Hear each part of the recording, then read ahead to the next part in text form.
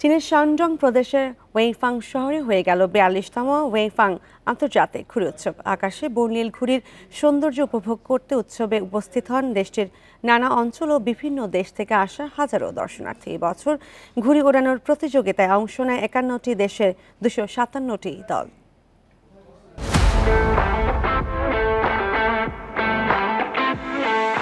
আকাশে নানা রঙের বাহারি ঘুড়ির সমারোহ। ঘুড়ির রাজধানী হিসেবে খ্যাত পূর্ব চীনের শানডং প্রদেশের ওয়েইফাং শহরের বার্ষিক ঘুড়ি উৎসবের দৃশ্য এটি। ছোট বড় নানা আকৃতির আকর্ষণীয় ঘুড়ি দেখতে উৎসবে ভিড় করেন হাজারো দর্শনার্থী।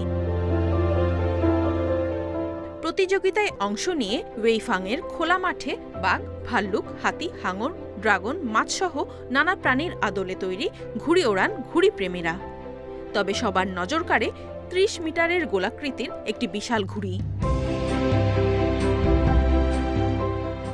এছাড়া বিশাল আকৃতির বাঘ ও হাঙরের ঘুড়ি দেখেও মুগ্ধ দর্শনার্থীরা।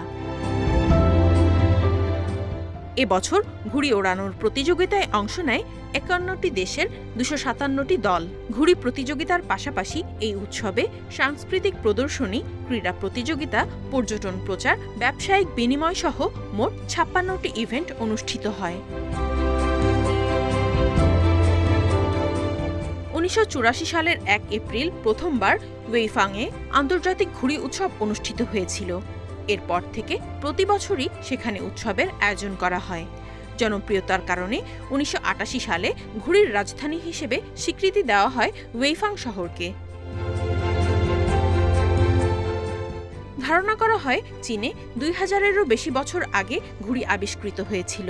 আগে দেশটিতে ঐতিহ্যগতভাবে চালের কাগজ, রেশম এবং গাছের নানা অংশের মতো সহজলভ্য উপকরণ দিয়ে তৈরি হতো এই ঘুড়িগুলো।